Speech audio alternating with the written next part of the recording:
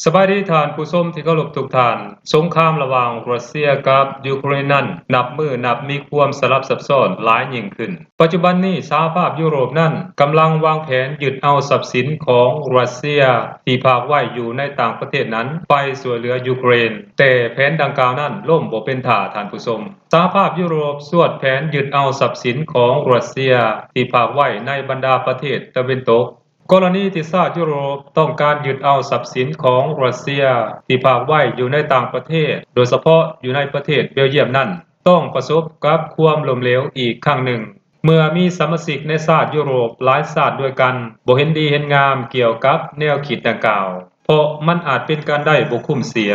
มันอาจจะเห็นให้ภาพพจน์ชื่อเสียงและความน่าเชื่อถือของชาติในสหภาพยุโรปนั้นหายไปภายในพริบตาในเวทีโลกทันทีท่านผู้ชมพร้อมกันนั้นมันก็ยังขัดกับกฎหมายของชาติยุโรปและผิดกฎหมายระหว่างประเทศนำอีกด้วยยุโรปนั้นต้องการยึดเอาทรัพย์สินหรือว่ายึดเอาเงินของรัสเซียที่ฝากไว้ในต่างประเทศมาช่วยเหลือยูเครนเพื่อเฮ็ดสงครามต้านรัสเซียนั่นเองแต่ในความเป็นจริงแล้วเงินเหล่านี้จะบ่ตกถึงมือยูเครนตามที่กล่าวอ้างอย่างแน่นอน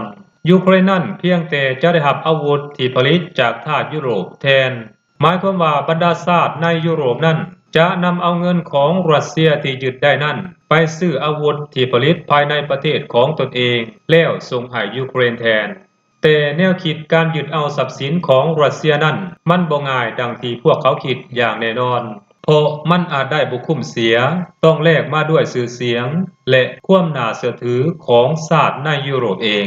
ด้านหนึ่งก็มีหลายชาติในสหภาพยุโรปนั้นบ่เห็นดีเห็นงามกับแนวคิดดังกล่าวโดยเฉพาะแม่นประเทศเบลเยียมซึ่งเป็นสถานที่หรือว่าเป็นบ่อนยึดทรัพย์สินของรัสเซียไว้หลายที่สุดในสหภาพยุโรปขณะเดียวกันเบลเยียมเองก็ย่านรัสเซียยึดเอาทรัพย์สินของประเทศเบลเยียมที่ฝากไว้ในประเทศรัสเซียเช่นเดียวกันซึ่งมีมูลค่าสูงถึง 180,000 ล้านดอลลาร์สหรัฐ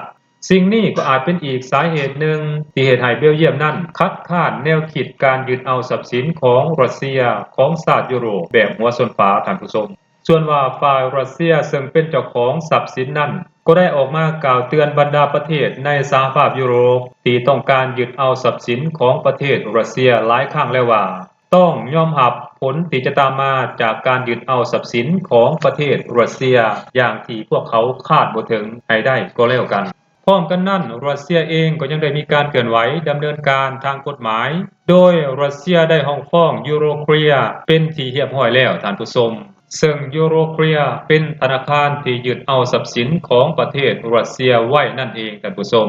และมีความเป็นไปได้สูงที่ชาติยุโรปเหล่านั้นจะบ่ชนะคดียิ่งไปกว่านั้นมันก็จะเป็นการตอกย้ำพฤติกรรมของชาติในยุโรปที่ปฏิบัติต่อรัสเซียนั้นว่ามันผิดกฎหมายอย่างชัดเจนอยู่แล้วถ้าว่าพวกเขายังดื้อดึงที่จะยึดเอาทรัพย์สินของรัสเซียให้ได้ต่อไปแล้วผลที่จะตามมาก็คือความน่าเชื่อถือของพวกเขาจะหมดไปทันทีและจะเฮ็ดให้บรรดาประเทศที่เป็นคู่ค้าหรือนำเอาเงินของตนเองทรัพย์สินของตนเองไปฝากไว้ในสหภาพยุโรปนั้นอาจพิจารณาถอนเอาทรัพย์สินของตนเองออกจากธนาคารยุโรปทันทีก็เป็นไปได้โดยเฉพาะประเทศใหญ่ๆอย่างประเทศจีนอินเดีย